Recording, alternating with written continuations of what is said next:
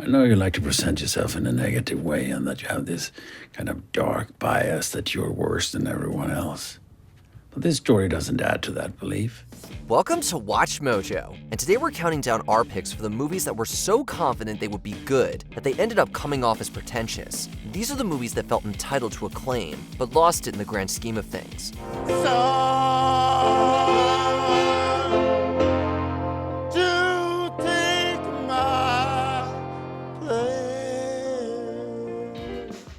Number 10, Megalopolis.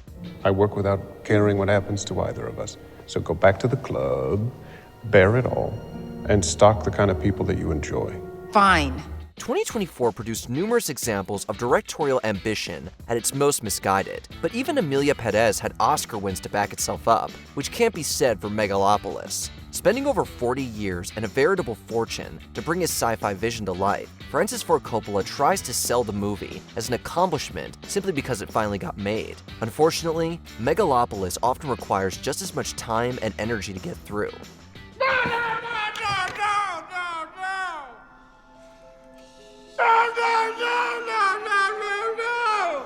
It swings for the fences by attempting to parallel the Roman Empire with the current state of politics, but the movie is a deep philosophical experience in appearance only. Between its convoluted story, lackluster CGI, and chaotic performances, it winds up getting lost in the very excess it seeks to condemn.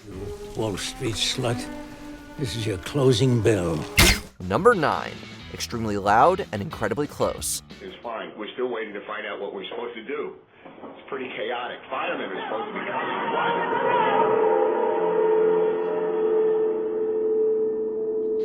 Exploring real-life tragedies in order to better understand the human condition is an admirable goal for any film. Extremely Loud and Incredibly Close would have us believe it's doing just that, as it portrays a boy searching for closure after his father's death in the September 11 attacks. The problem, though, is that its representation of trauma and grief is undercut by a meandering script and overly sentimental tone, never arriving at much of a point. Every time I hear a door open, And I don't know a single thing that I didn't know when I started! Except I miss my dad more than ever, even though the whole point was to stop and think of it all! The story is thoroughly disconnected from its inciting incident, with the inclusion of 9/11 feeling like a blatant ploy for emotional manipulation. What's worse is the movie seems blissfully unaware that it's rubbing us the wrong way, mistaking its borderline offensive portrayal of a harrowing time for open-hearted sincerity. Pick it up, but I couldn't. I just couldn't. The answering machine came on. There was a beep. 10:27 a.m. Then I heard Dad's voice. Number 8, Don't Look Up. Call it 70% and let's move on. But it's not even close to 70%. You cannot go around saying to people that there's a 100% chance that they're gonna die. You know, it's just nuts.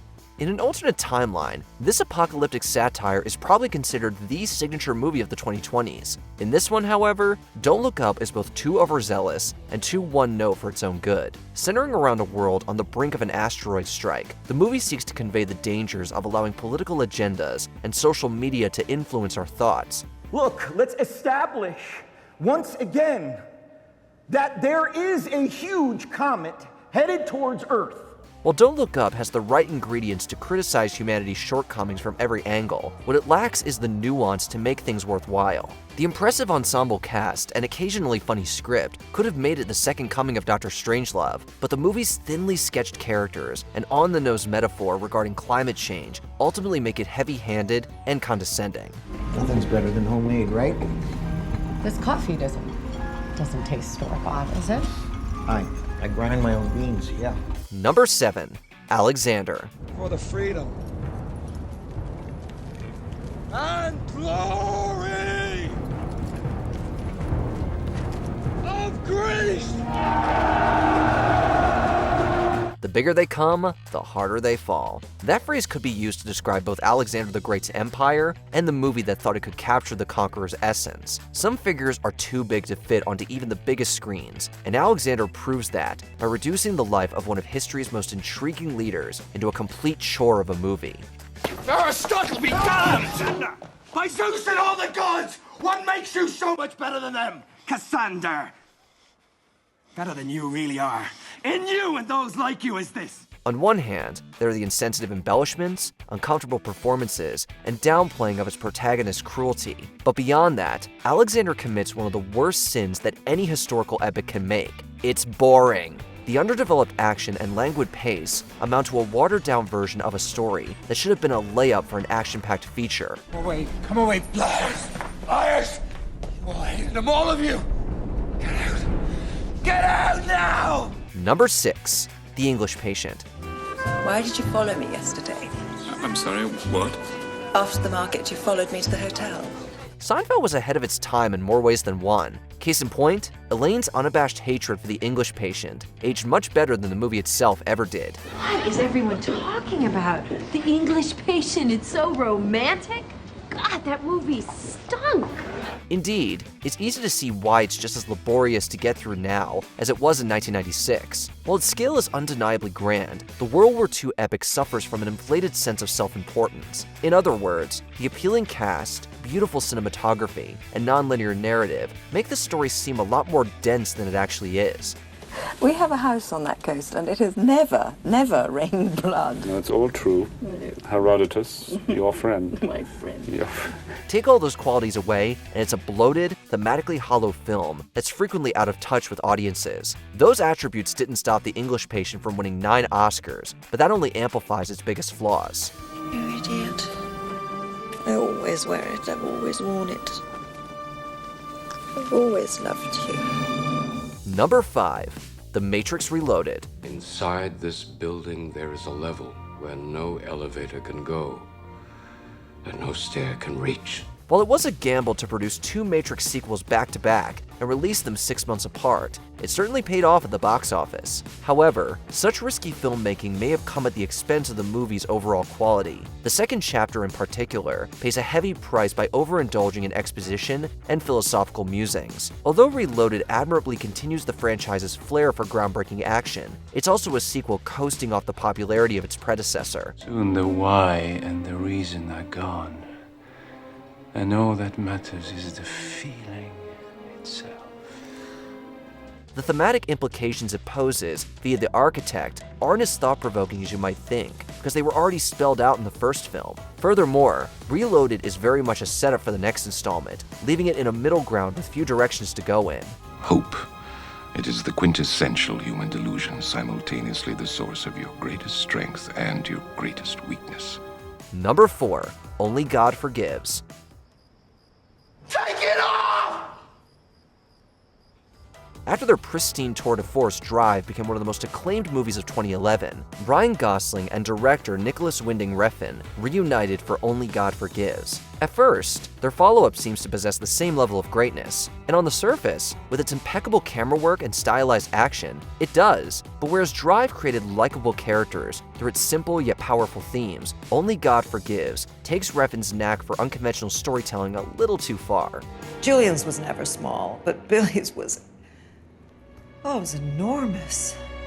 The movie turns a simple revenge story into a confusing exercise in patience, reaching for ideas it can't hope to communicate coherently in the span of 90 minutes. Refn must know something we don't, as he would follow up this divisive movie with the equally enigmatic Neon Demon. True beauty is the highest currency we have. Without it, she would be nothing. Number 3. Pearl Harbor. Well, can I ask you, No. And he just went where? James Cameron's Titanic was such a phenomenon that it was only a matter of time before the imitators started sailing in. Michael Bay's recreation of the attack on Pearl Harbor was easily the most shameless in its blend of historical tragedy and romance. We have to give credit where it's due. The climactic action sequence is admittedly a sight to behold, but Pearl Harbor expects us to believe that pulling off such a feat is enough to justify a 3-hour runtime rife with poor writing, forced acting, and glaring historical inaccuracies. In short, it's not. See, that's what I want to come home to. That's what I want to have to think about and dream about. I want to know the best part of my life still ahead of me.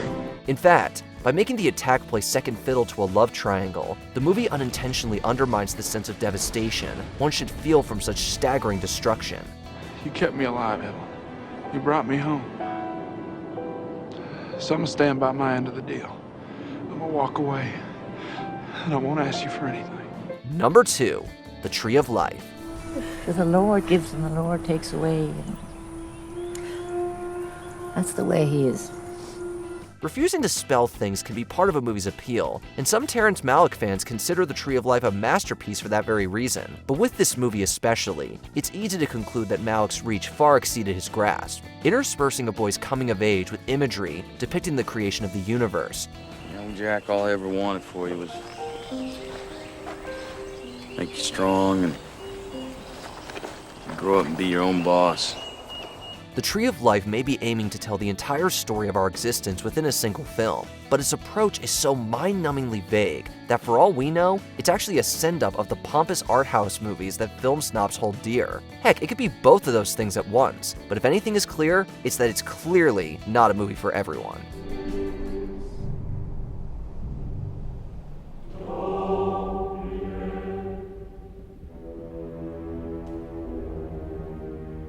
Before we unveil our top pick, here are a few honorable mentions. Beyond the Sea, Kevin Spacey's Bobby Darin bio-musical is self-indulgent in the truest sense.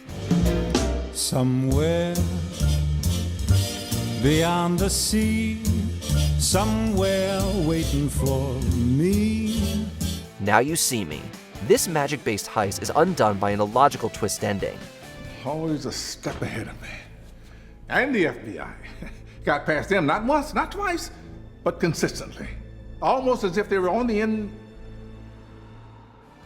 7 Pounds, a feel-bad drama that aims for power and misses badly. I had to be certain that you were a decent man, kind, slow to anger. What do you want from me? I want to give you a gift. Mother. This might be Darren Aronofsky's most perplexing movie, and that's saying something. Can you hear that?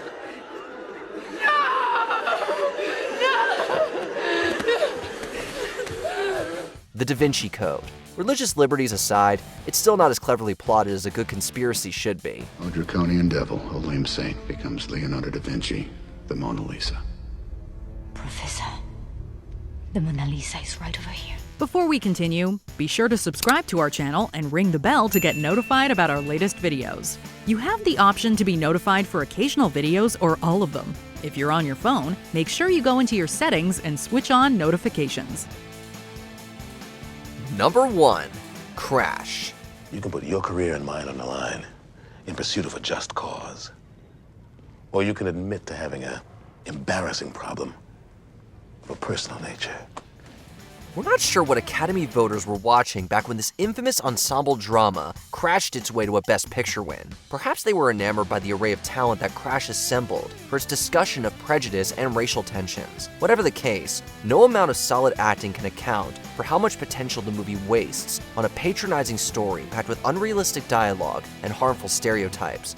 I'm hoping that someone like yourself, someone who may have been given a helping hand, might have a little compassion for someone in a similar situation. Carol, I need security in my office. Given the socio-political strife of the early 2000s, writer-director Paul Haggis must have felt determined to make an all-encompassing reflection of a deeply troubling moment in history. But Crash is a deeply troubling movie for all the wrong reasons, crafting sequences and messaging that would be ill-advised regardless of when the movie was released. You embarrass me. You embarrass yourself. Is there a movie you think isn't as smart as it appears to be? Let us know down in the comments. You are lying. I never hit you. You are tearing me apart, Lisa!